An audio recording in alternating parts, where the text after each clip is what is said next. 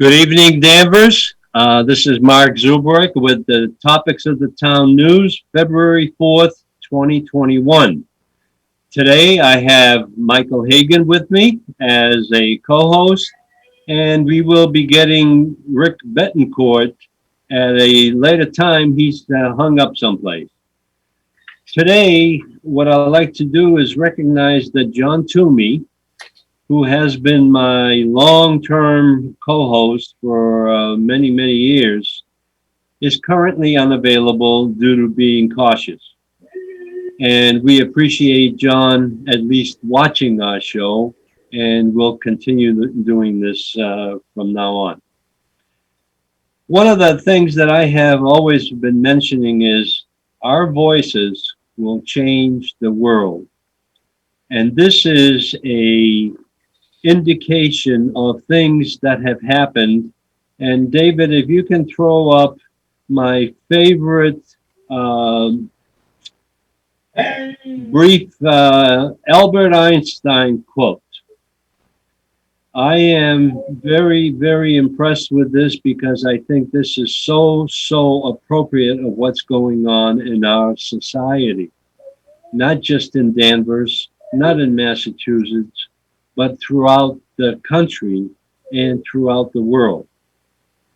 Albert Einstein once said, "I fear the day that technology will surpass our human interaction. The world will have a generation of idiots because as we see in our own community, in our own state, everybody's got their nose into their telephone, into the iPhone, whatever.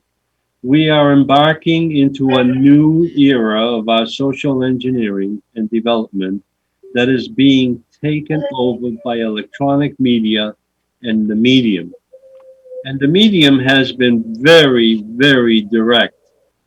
Now, if we can show the next clip, David, this is even more appropriate of what's going on.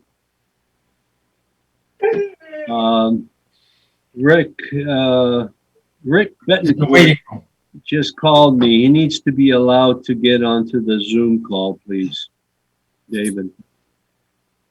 Now, the next clip is the one that's very, very appropriate of what's going on. And if David gets to the clip, I will explain it because that is very, very appropriate. Now, we're waiting for Rick Betancourt to come on.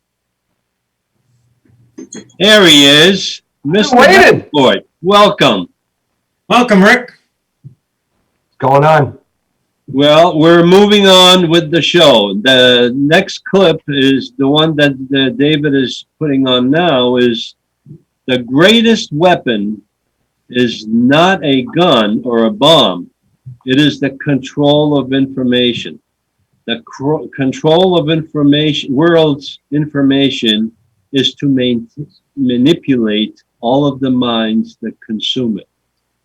And we are very much manipulated by our print media, our television media, our internet access, Facebook, and all kinds of technologies. So if we move on from here, my next topic here is our transparency and independent reporting is our motto. Topics of the Town News reporting is by Danvers reporters, for Danvers residents. We always report only the truth. Sometimes we do add our opinion, which is included in the show. Now that we get into our show presentation, I'd like to introduce Mr. Rick Betancourt, who has wow, I like your background there. That's very nice. You're really pushing the buttons here. So you're part of the medium. Welcome, Rick, and welcome. Thank you very much. And I appreciate you tolerating me here because this is a show that has been going on for over I don't know, 15 years now, and we're going to continue. The next story that we have coming is usually we have a report on what goes on at the selectmen's meeting. And this last Tuesday, we had a presentation by the Board of Selectmen, their very intense meeting that happened. And the big topic of the meeting was dangerous dog investigation and the findings by the police chief. The issue of the dog is very important to be introduced at this time because I'll refer back to this when we get into the Danvers High School presentation. The dog issue is about two dachshunds, which are miniature hot dogs, and they bit some woman, and they are trying to incarcerate these poor dogs with all kinds of restrictions. However, the one thing that I was very impressed with is that the police chief, he was not the police chief at the time, but he is now, conducted this investigation in less than 2 months. And he got all kinds of information.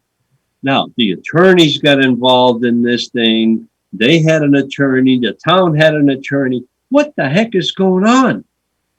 Well, they concluded the meeting, and the outcome was that the dogs were going to be either muzzled or on a leash if they go outside of the home. And one of the selectmen made such a big deal about having the dog in the backyard, fenced in backyard, that they wanted a run and a muzzle on the damn dog. Now, remember, these are hot dogs. These are probably 18 inches long, and they're close to the ground. So, but my point is that this investigation was very well done, documented. There was 10 pages of findings, and it went off. And that was the highlight of the meeting with the Board of Selectmen. So the next story that I'm bringing back, and Rick, you may be participating in comments on this, is Beverly Airport. Mm-hmm. Beverly Airport had a very interesting community meeting. They had one for Beverly on one night, Danvers on another night, and Wenham on the third night. Well, I don't think they expected the reaction from the Danvers community, because they went off and, master plan was discussed and the Danvers residents' complaints aired.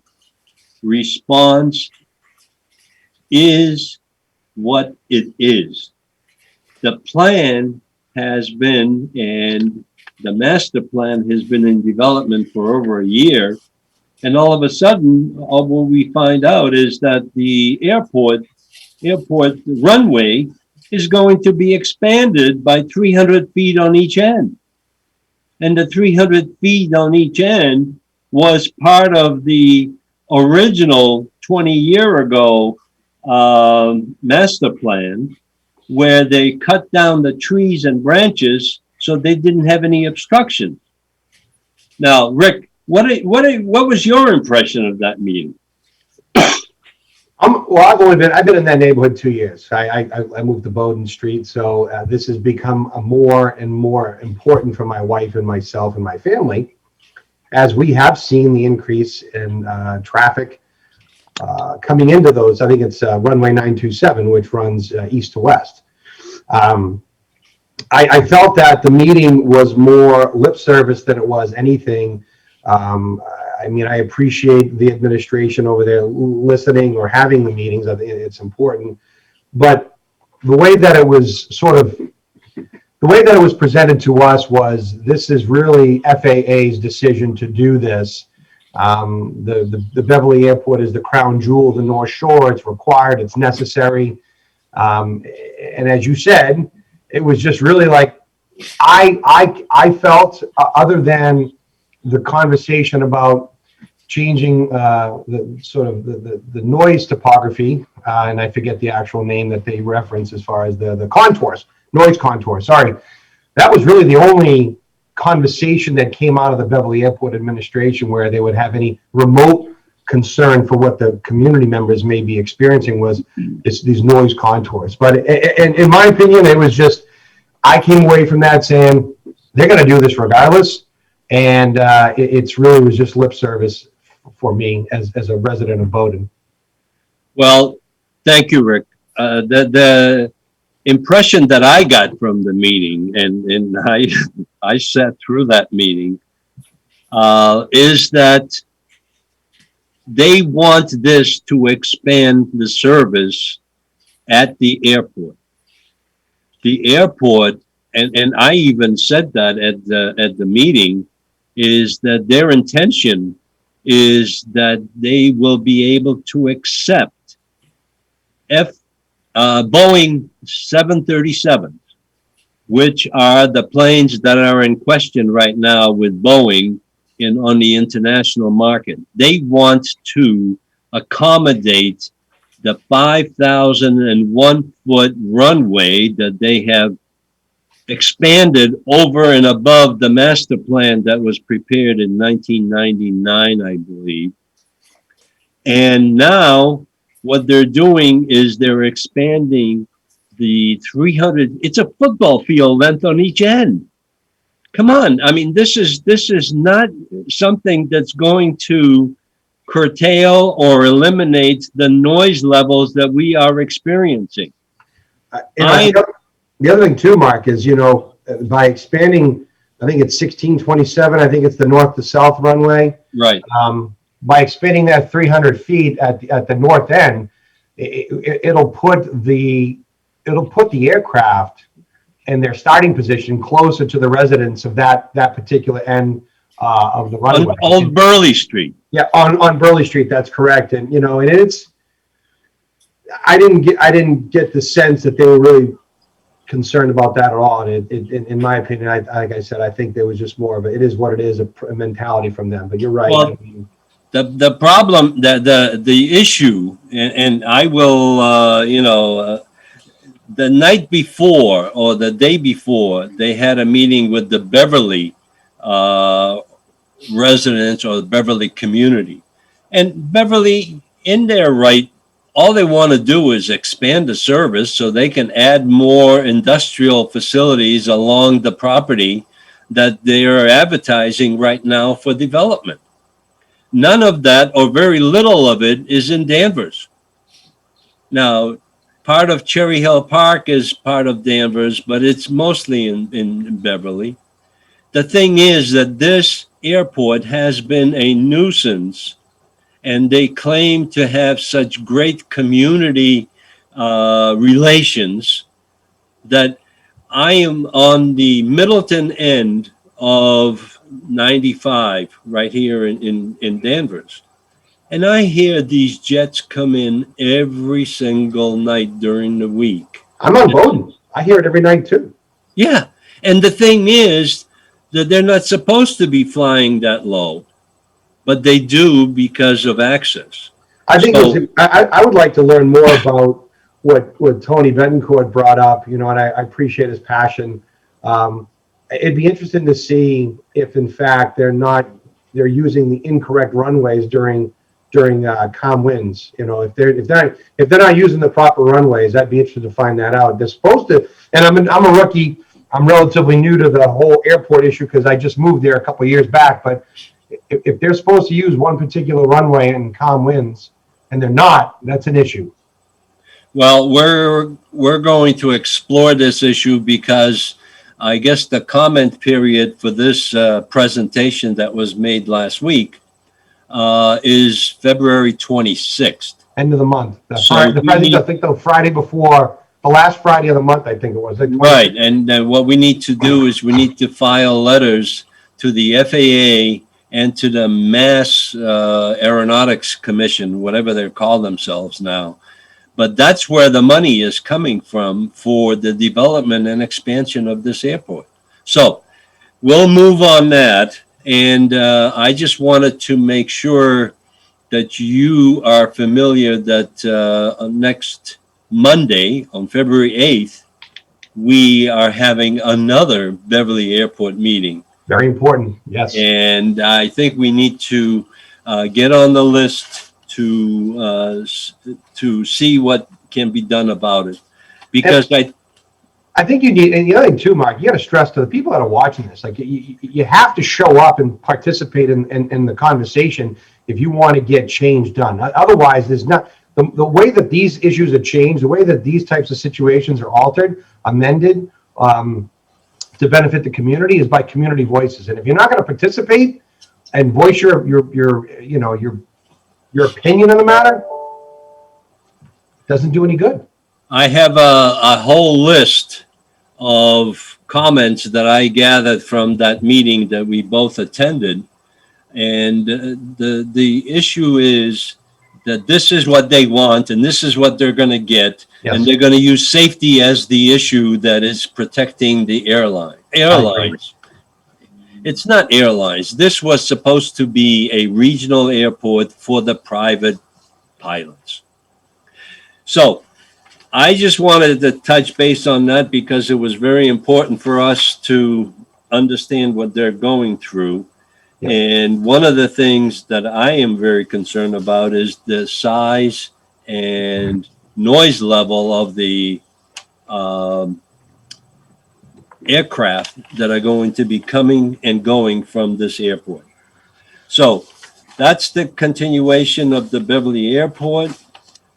And what I want to get into is the next one is the only item on the selectmen's meeting that I was able to get together on is nomination papers are now available for all elected positions. So the clerk made that very clear, and I understand. If you like, Rick, you can make your pitch right now. That'll be fine. I was going to have it at the end, but we may never get to the end. I'm just honored to announce, and I'm going to be running for selectman for the town of Danvers. I'm excited. I ran in 2012, and I think I did pretty well, and I'm excited to give it a shot again. So I hope everybody gives me a chance. But thank you very much for the quick second to announce that, Mark. I appreciate it. Well, it's very important for our town to have new blood in that selectman seats. I agree. Right now, they're all vegetating. So and even the farmer is vegetating. So we'll see. All right, next story, and this one is more Michael Hagan and myself. There have been over the last 6 months. Current status of Danvers High School student complaints of discrimination and other infractions. We've been reading tidbits from the newspaper, and newspaper only prints whatever is fed to them, and this is being fed through the school committee and the town hall. Where is the investigation report regarding this matter?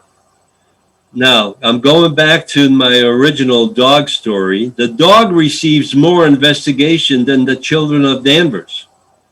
This is where I am bothered by the fact that the police chief and the school administration cannot complete a report in a in a time frame that can be responsive. Right now, all they're doing is they're brushing all this stuff under the rug. And as I said many times before, this is the Danvers way. Don't make any waves. Don't publicize anything because the public doesn't need to know. Well, we do need to know. Michael, I'm just going to bring up a couple of items here. Is public information that's been released is the origination of this whole issue was 6 months ago, June 2020, at the graduation parade that they had because they were afraid of COVID. So they went and they had some issues. There were some comments made, but after the police department investigated this, the police chief, they had no criminal activity. Michael, you got anything to add to that? Because I don't see where this thing is going, and right now it's being hidden from the public. I would think, Mark, in my 42 years of being a member of the Danvers Police Department, a very proud member, investigations, when a situation like this comes to, when it raises its head in the community, investigations like this have to be very thorough. They have to be done with sensitivity. There's a lot of confidentiality involved. And I would dare say that even though the police did a good job on the dachshunds, that this is much more involved with the interview of each. And if there are, the more witnesses you talk to, you'll probably find more, or people that want to offer information. And if the investigator who I did some research on her, seems to be a Top Gun lawyer, private investigator. I would imagine that she's doing it step by step by step. And like a lot of investigations, you can't release anything until it's complete at this time. Now, there's been some allegation about faculty and other people, but you're talking to people's careers and things like that, Well, the thing that I've, in researching this, the thing that got to me is the hockey team is racist, and the coach endorses it. A math teacher is sleeping with students as soon as they graduate. Underclassmen are having fights in the hall and starting fires. And only people getting in trouble are good, honest kids who are struggling with their grades or mental health. This was a Facebook post by, I'm not going to use the name. This is 6 months ago. There's another post here. Administration is terrible. A mother on the hockey board called me a vulgar term and at a banquet, and they couldn't do anything about it. They ignore all types of bullying and literally only care about kids vaping in the bathroom. The investigations that have been conducted, and I will use this name because this has been a public document. Mr. Thompson from the school committee, I guess they hired this attorney, Ellison Kirker, and she is the investigator for the school department, not the police, the school department. The police found no criminal activity. This is what's going on in the schools. Now, we have been complaining, a lot of us have been complaining about the education in this town.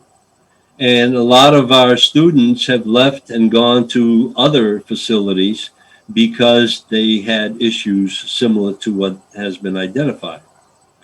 The school superintendent says the district is not revealing specifics, but it sent a letter to the school community shedding some light on the circumstances. Within the last couple of months, some issues have been shed to light, said Senior Maximilian Leet. We have seen a pattern of behavior from a certain group of kids at our school. This is internal issues. Why can't our administration take care of this? The investigation has concluded that there have been consequences according to the letter sent to the school community. but school officials won't reveal the specific allegations. How many students were involved and what kind of disciplinary action has been taken. The public is being kept in the dark. So my whole point here is the continuation of the dog story. Is the dog story was able to be resolved within 2.5, 3 months, and this has taken now 6 to 9 months. But the only casualty that I can see from this investigation is Steve Baltasari is not coaching the Danvers High School boys hockey team. He's a policeman in town. He has been, dragged through some investigation, and all of a sudden, I don't know whether they fired him, he resigned, or he just had fed up with the garbage that's going on in the school system. Now, this is very similar to some of the police activity that's happened in the police bill in the state of Massachusetts. They don't want any policemen in the school system because they're afraid that they may find out that there are some criminals in there. I've known Steve Baldessari. I'm 45 years old. I've known Steve Baldessari my better part of 29 years. I played ball with Steven back when I was playing Legion baseball in Peabody. When I was 16 through 18, Danvers didn't have a Legion team back then, so several Danvers ball players came over. Mike Maroney, Mike Jaramusic, Steve Baldessari. I played ball with those guys for 3 years. I've known Steve as a police officer as long as I've been in Danvers, and there's not a single racist bone in that officer's body. And I've had the honor of calling him a friend. I think he's a great guy, and I know him personally. And I am not involved in. I like I said, and you and I were talking, Mark. My daughter goes to Essex North Shore Tech, so I haven't really been involved, in the Danvers school system. But speaking simply on the merit of character of the individual, I can simply say that I think Steve is one of the best police officers that I've met in many years, and an asset to the community. So that's what I have to add in about this particular issue. But he's a great guy. I would add about Sergeant Steve Baldessari. I had the good fortune of working with him many times in my career. Stephen's a no nonsense guy. Coaching is his life. Even from when his kids were born, when they were old enough to stand on skates, he had them out there on the ice there. He coaches baseball. He coaches hockey. He's a family guy. Everything is about the kids in the school. He's a great school resource officer, a good coach, a great family guy, and he's tough as nails. When I went on a call and we called him Baldy. When Baldy was coming, there was no worries. And it's sad to see that if he's the fall guy at this point for something at this point, Well, the thing that I finally gathered after I investigated this story is that until the investigation is done, the status of the matter is that there is an allegation under investigation, nothing more. Well, there's the results of it already happening. The thing is that the public is not being made aware of this. I think the school, Mark, when you're talking about the police investigation versus the investigation by the attorney or / investigator, the police probably had a lot of information or a lot of maybe calls about these situations, but every crime that is punishable has an element. And if the elements don't meet the crime, then the police say, well, it not a crime. But I mean, and then the school system, if these guys already graduate, if they've already graduated, they have no power with them anymore. I mean, you know, it happened. Was it a graduation parade or something? But they graduated and then so okay, they're free, graduated, and then they don't have any control over them anymore. So They don't have any control over them while they're in school either. But the problem is, listen to this. According to the police report, that was the investigation, which was heavily redacted, police reviewed the school's report and determined the students' behavior did not warrant criminal charges. At this time, we are not aware of any hate crime or violations of anyone's civil rights in this area would also be explored. But the thing that caught my eye on this article, Thompson said the investigators' report will be released to the public if the subject of the report waives their privacy and signs formal recommended by district legal counsel. He said more information will be presented at the next school committee meeting scheduled for Monday, February 8th. So we'll be looking forward to that one because I don't see any, any resolution to this thing yet. And it's been 6-8 months already. Yeah, it's been a while. The incident at the Danvers High School led to a lot of discourse by our students, our teachers, police, and frightened many of our leaders, such as the town manager and board of selectmen. That investigation is more extensive than what we think it is. The thin blue line flag issue was also squashed due to fear of the cancel culture generated by issues of the high school. So all of this, the thread goes through. The incident and the sweeping under the rug of all these allegations led to resignations and non-punishment of the perpetrators. These perpetrators include many students, it may include teachers, and primarily the investigators, because the administration is really responsible for what goes on in that school system. Public needs to know. There is no conclusive evidence except the fact that that is the way it is done in Danvers. Here we go again. No public involvement in the investigation except silence. This is a public issue and needs to be exposed to what it is. The town management and the school administration should be held responsible. We need the investigation aired and resolve the issues brought up to the administration at their level. The government and the school administration are a public entity and need some sunshine. So maybe I'm barking up the wrong tree, but I believe that there's a lot of it is being hidden under the rug. So, well, you do have that investigator, Mark, that Allison Kirker. Allison Kirker, and apparently she's done a lot of these, and if she's as good as what her profile says, then maybe no stone be unturned over, you know. well, the thing is that she's looking at the high school and the school department culture.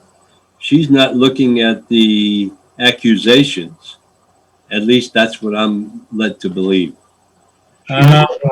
Is she more of a trying to improve the equity and inclusionary or the diversity aspect of the high school? Is that what she's trying to do? Well, Mike, if you can just give us a little blurb on her qualifications. It says about her, she's a employment law investigator. In addition to her legal practice, Allison has investigated scores of allegations of discrimination, harassment, sexual misconduct, and retaliation on behalf of dozens of employers and educational constituents. She conducts investigations in accordance with the highest standards of thoroughness, impartiality, and confidentiality. That covers all angles. There's, So that's where we are. So now what I like to do is we have explored or tried to get into the details of the current status of the police reform bill. Mhm. Mass lawmakers confirm agreement on police reform bill, and that was passed the last day of the year, the last session day of the legislature, because they couldn't come to an agreement, and it was the original bill was returned to the legislature because it was some corrections needed to be made. And what we talked about last time was more about the content of the bill, but I think the most important part here is related to the police reform itself. How is this going to affect the Danvers police or the North Shore police? Rick, do you want to start on that? Yeah, I mean, I'll tell you right now. My father was a police officer in Peabody for 35 years. He retired as a captain. I would respectfully say probably one of the most honored police officers in that city. I've read the bill front to back. I've read Governor Baker's amendments that were requested. I've read those as well. And the primary request of the Governor Baker's amendment was for the biometric face recognition utilization and not have to rely on the RMV. So this is already. And I talked to hundreds of police officers during this entire process, which has started back in July, when the Democratic Caucus Senate pushed this through at 4:17 in the morning without any sort of due process for our law enforcement community to actually have the chance to rebut this or provide professional expert testimony as to why it was a horrible bill. We're already starting to hear of police officers. I know of a police officer in a neighboring town who's 39 years old, has retired. He is done because of this bill. And he's moving down to a southern state to take up a different job in law enforcement security because of Massachusetts. This caucus is, in my opinion, distaste for law enforcement. So I know it's happening across the board. I've talked to law enforcement. There is concern about just traditional, community policing. And the second guessing that these police officers are going to have to make on routine stops and what's going to happen, because with the way that the bill is written and the creation of the decertification commission, the 9 people on that commission, 3 of which are law enforcement, 6 of which are government political appointees by the governor, you already have a position where you're going to create an anti-police board with a super majority, not even like a majority, like you have a super majority of 6-3 over the law enforcement. So they're going to be second guessed, and this because of this bill, it's going to force law enforcement to second guess a millisecond decision, and ultimately in the end, it's going to cost lives. I think you're going to see good law enforcement officers that maybe are not ready to retire and could be valuable educational resources for our younger police officers coming on the job. They're going to leave. They maybe take an early retirement or find something else. But those are someone like Mike, who's been in the job for 40 years, 45 years, 42 years. You don't like to lose those officers when, they get 5 to 6 years left, because the information up here that they pass on is invaluable. It's not in any book, and no FTO can give that. The FTO gets them started, but it's experienced police officers like that, like Mike, like my father, that they're going to want to leave now. And I'm hearing it all across the board. And then the bill itself was a slap in the face. Any elected official that voted for this, it's a slap in the face of every man, woman that wears the badge every single day. Michael, what are your heartaches on this bill? Because really, it's a combination of the Latino caucus, the Black caucus, the Asian caucus, and there's all kinds of commissions and everything else set up. But the bulk of it, or the crust of it, is the police bill and the control of the policemen. This Now, is, they are controlled in training, they are controlled in operations, they are controlled under the, what do you call it? The, well, I've lost that one. But let me read you this. Make no mistake, Mark. Make no mistake. There's nothing wrong with standardization of training of police officers. Massachusetts will be the second to last state to have that. That's fine.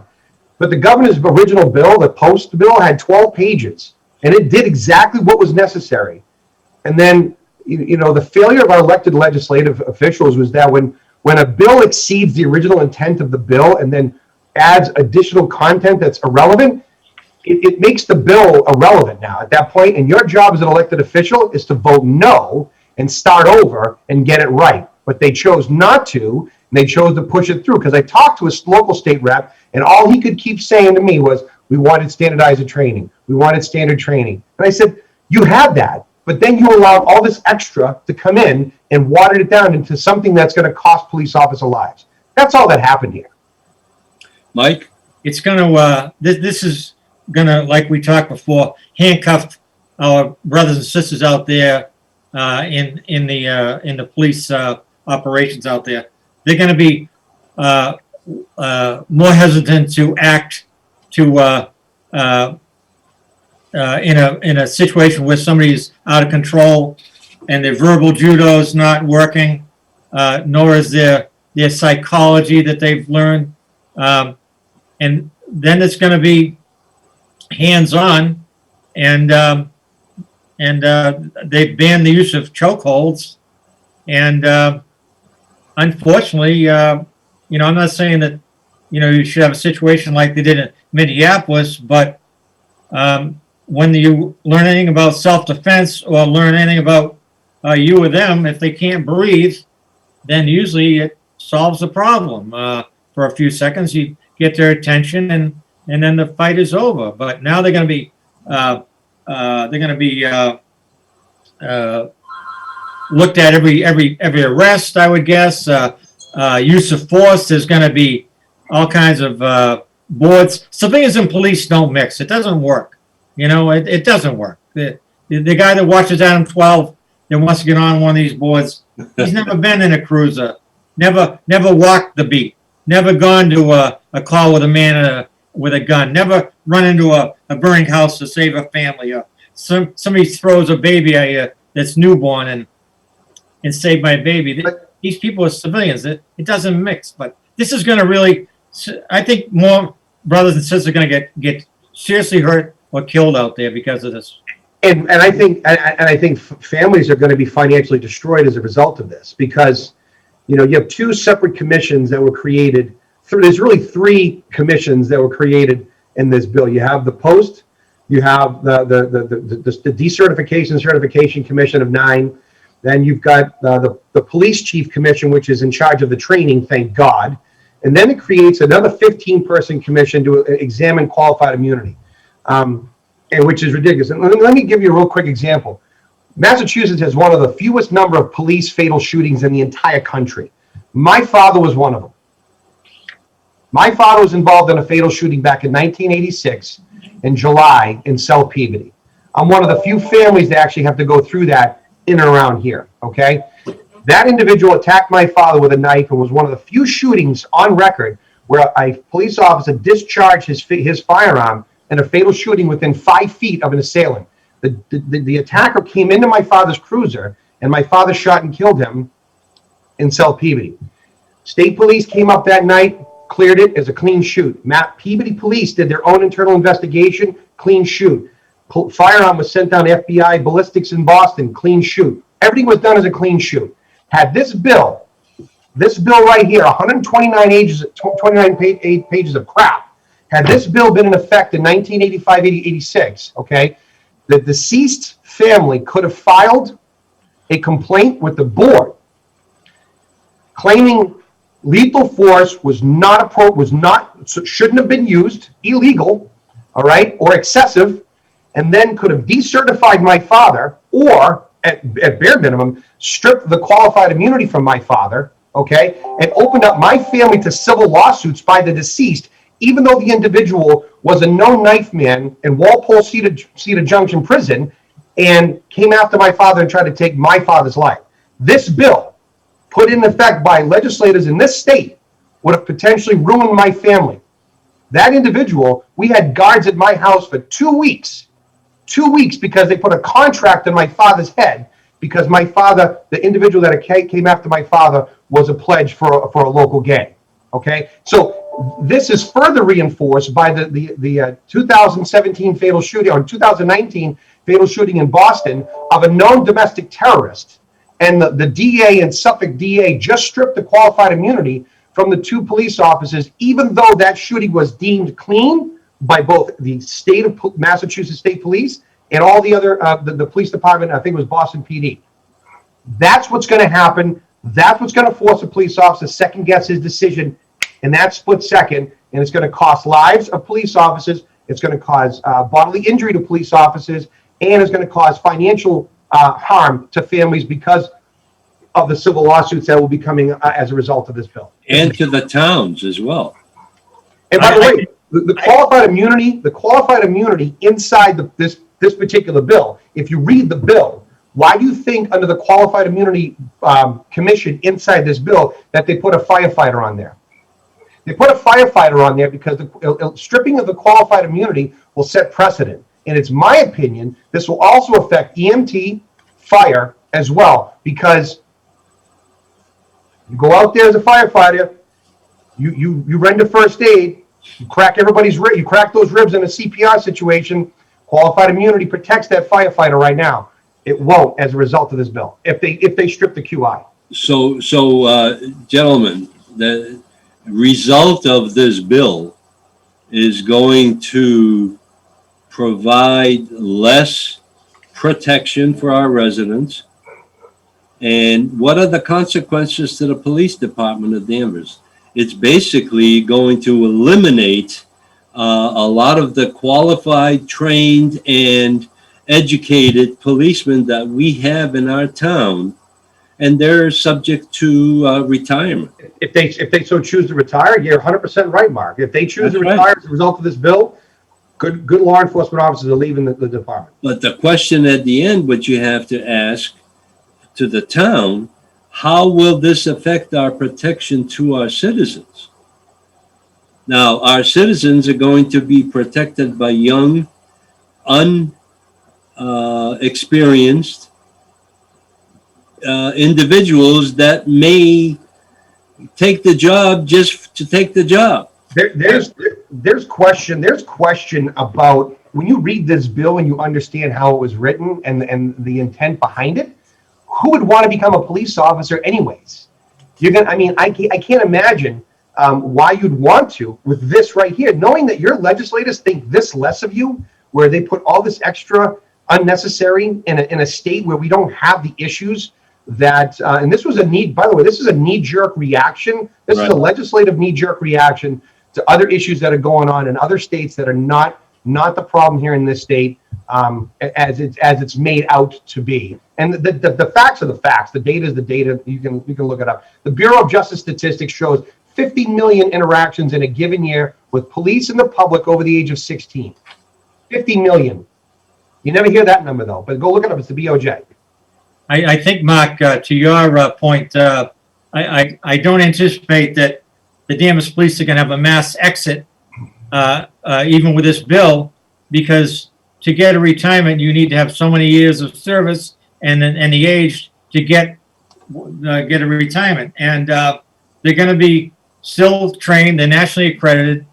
They're going to be under more restrictions. And there's a civil service exam out there that young people take, and hopefully Danvers will stay within the civil service system, and that when somebody retires, that a young individual, or maybe a little older, that has been waiting we'll get the next appointment. But I can tell you that even before this bill came down, I gave the example of giving some friendly advice to a woman on Dayton Street on Sunday morning about a domestic, and suddenly there was a guy with a 18-inch Havasu chainsaw saying he was going to cut me up, and I had the gun out, and he was 8 feet away. But all I kept thinking of is, if I shoot him, what is going to happen? Right. What am I going to be facing with the town, with the DA, with my family? And Mike, if you watch the actual police chief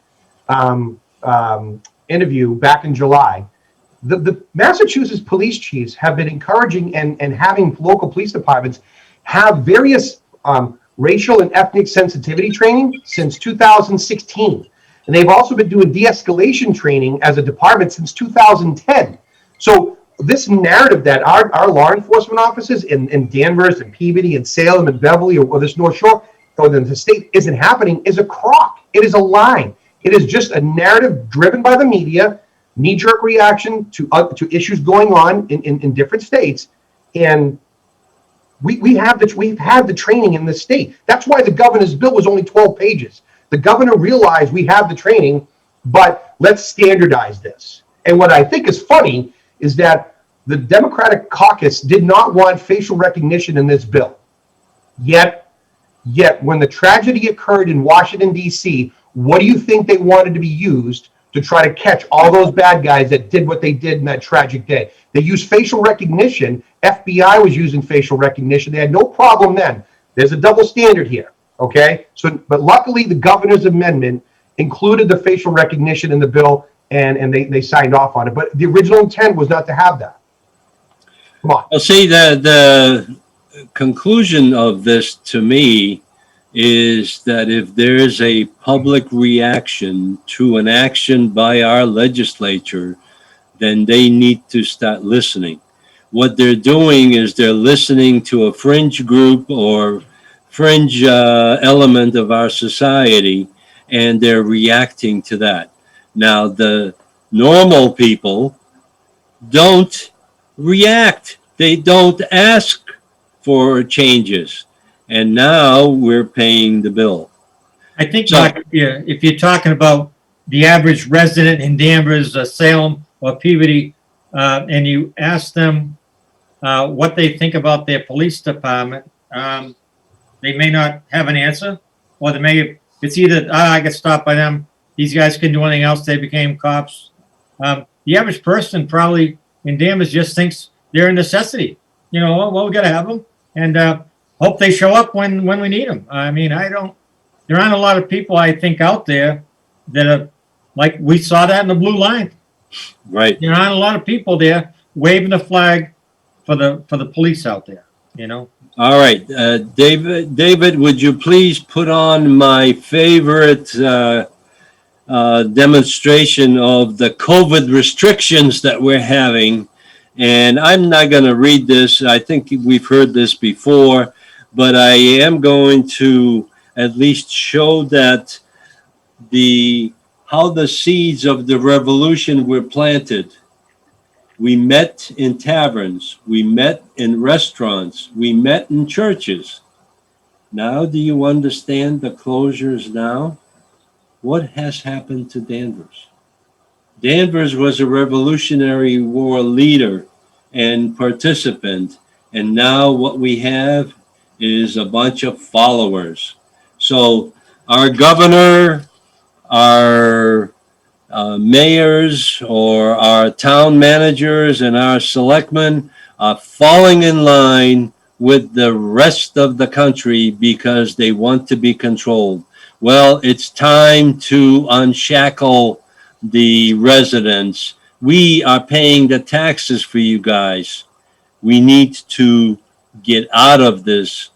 We need a revolution to start our own community and protect it.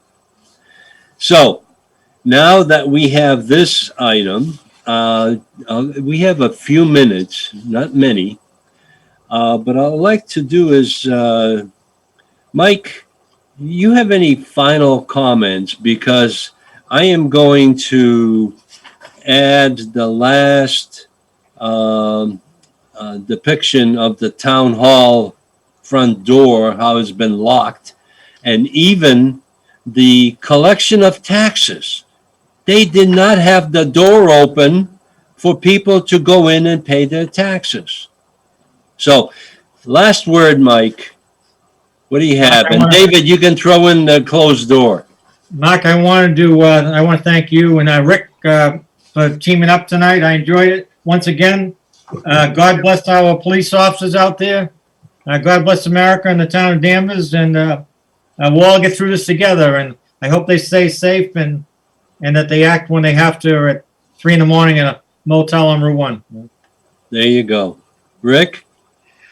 Thanks, Mark, for having me. It's first time on your show. I appreciate it, my friend. And yeah, I echo a lot of what Mike said. I pray every night that our law enforcement come home. We had a tragic week this week with law enforcement in the United States. It just goes to show you that it takes a special breed of a human to voluntarily agree to take a job to deal with some of the worst horrors that anybody could ever imagine seeing. And I know for me, a couple of the reasons why I decided to run for selectman is I want to be a part of the of a town leadership that has to work with the new state law for police. I want to work to make sure they have enough funding. I want to make sure they have the necessary tools to avoid the decertification that this bill is going to lean up to. And then I want to be a part of the town leadership here as we bring our small businesses out of this economic crisis and into sort of an economic boom for them. And that's why I want to run. My father served the public. I want to serve the public. Well, thank you very much for volunteering. This is not an easy job. And the problem is being elected is the easy part. It's proceeding with your agenda after that. Yeah. Everybody's going to have a spear to throw at you. So be very, hey, you got to be yourself. The thing is, you see the size of me. You see the size. I'm pretty thick skinned, Mark. I know. I went that route too, but you know what? After 3 to 6 years is plenty of time. But the thing is, we need to have term limits. We have Board of Selectmen on there for 15 years now, and the thing is, it's getting old. We need some new blood. We need some new ideas. We need new direction. That's one of my campaign. That's one of my platforms. I'm running on term limits. I'm only running 3 terms at the most. That's it. It's hard enough for someone that's not from Danvers to get on. It's a name recognition thing at that point in time. I'm going to do 3 terms and that's it. And then let somebody else come in and bring their ideas on. Well, I just want to thank both of you, Mike Hagan and Rick Betancourt, for participating in this, once a month issue that we come up with. However, our next show is on February 18th, which will be after the presentation of the budget, and we'll have some other issues from the school committee and the airport commission. The airport's going to have their meeting on Monday, February 8th, and it's by invitation only, so be careful. You got to get an invitation somehow. And the thing is, the comments for the master plan that they have presented are due no later than February 26th. They will have another meeting after that in, I believe, March or April, end of March or early April. But like you said, Rick, this sounds like a done deal, and the Danvers residents have nothing to say. And our 2 representatives that we have didn't say a peep during the presentation that was presented to us last week. So I want to thank you both. And the one question that I have been asked over and over again, why do we do this? This is the only opportunity you get in-depth reporting from the Danvers organization and the Danvers residents. So help me to get the message out, and we'll see you on February 18th at 5 o'clock in the afternoon. Thank you, gentlemen.